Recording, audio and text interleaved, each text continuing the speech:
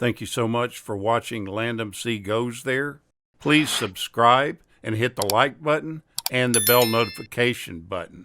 Dark Passage is a 1947 mystery thriller film that was directed by Delmer Davies, and it stars Humphrey Bogart and Lauren Bacall. The movie is based on a 1946 novel of the same name that was written by David Goodis.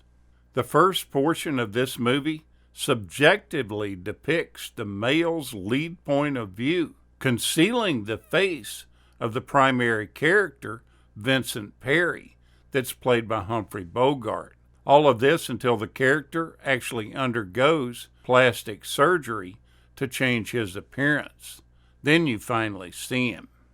The storyline goes that Bogart plays a man that's convicted of murdering his wife, and he escapes from prison in order to prove his innocence. Bogart's character finds that his features are too well known, and he's forced to seek an illicit backroom plastic surgery job. The entire pre-surgery part of the film is shot from Bogart's eye view only, with the viewer seeing the fugitive for the first time as he starts to recuperate from the operation in the apartment of a sympathetic young artist played by Lauren Bacall, who he soon finds some great affection for. She's also convinced of his innocence. Soon he has to make a decision between leaving the city or staying around to find out who the real person that committed the murder of his wife is. This movie is the third of 4 films that was made by the husband and wife team of Humphrey Bogart and Lauren Bacall. The other 3 were To Have and to Have Not from 1944, The Big Sleep from 1946, and Key Largo from 1948. Bogart had to wear a hairpiece during the entire shoot of this film. His hair had started falling out in clumps. They tried everything to keep his hair growing. He had B12 shots and other treatments to try to counteract the effects of losing his hair. During this time, Bogart was one of the biggest stars in Hollywood. And during this movie, his face is completely covered, and you never see it for the first 62 minutes into the film. When his character finally removes his bandages and looks into the mirror, we see what we know as Humphrey Bogart. All the previous scenes with the character are shown from his point of view, or they have his face obscured with shadows or bandages.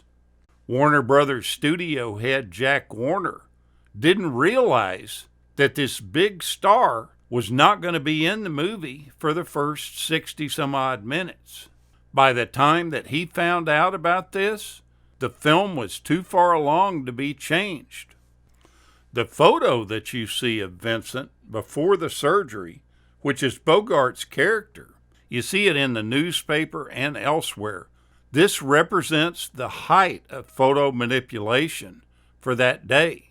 They didn't have, at that time, Photoshop, so things were much harder to manipulate in a printed image. With careful masking and double exposures and very artistic airbrushing, they came up with a composite of a picture. The lower half of the face is that of character actor Kenneth MacDonald, and the upper half, just below the bridge of the nose, is that of Bogart himself. The actual Art Deco apartment building that's used prominently in the film is located at 1360 Montgomery Street in San Francisco, and it's still standing to this day. The apartment is marked by a cardboard cutout of Humphrey Bogart, which can be seen from the street. The site is visited frequently by fans of this film.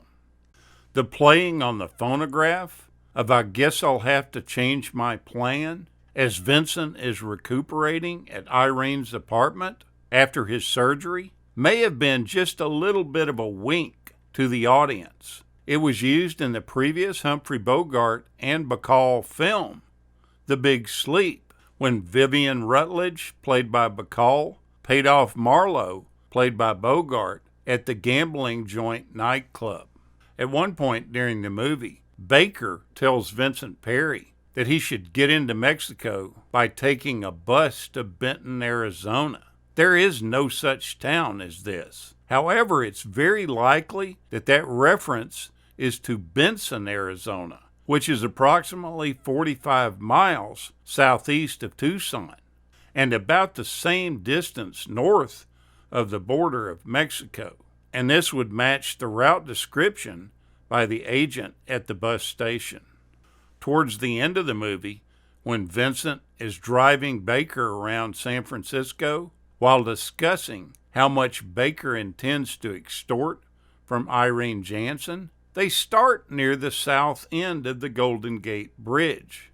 That road scene is then spliced into a discontinuous location under the north end of the bridge without traversing the bridge at all. I'm sure if you're a San Francisco resident and you're familiar with that area, you could easily pick this up. But for people that are not, it goes completely missed.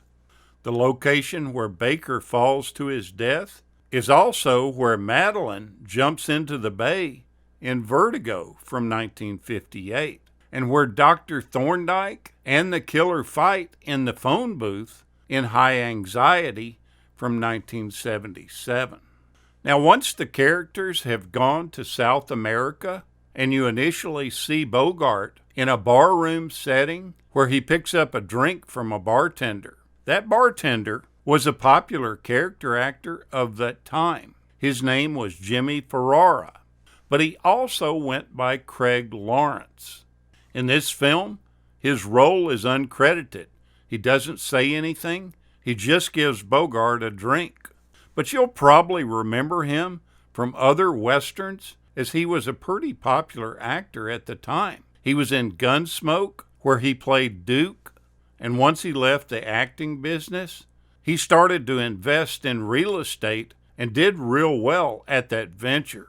But in 1985, Jimmy was found shot to death in his home. 2 suspects were charged in his death, and then eventually his wife at the time, Delma, was charged too.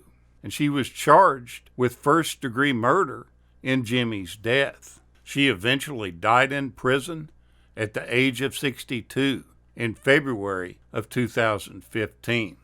Take a look back at this great Bogey and Bacall film. They're always a lot of fun to watch. Thank you so much for watching, and we'll continue to chase the classics.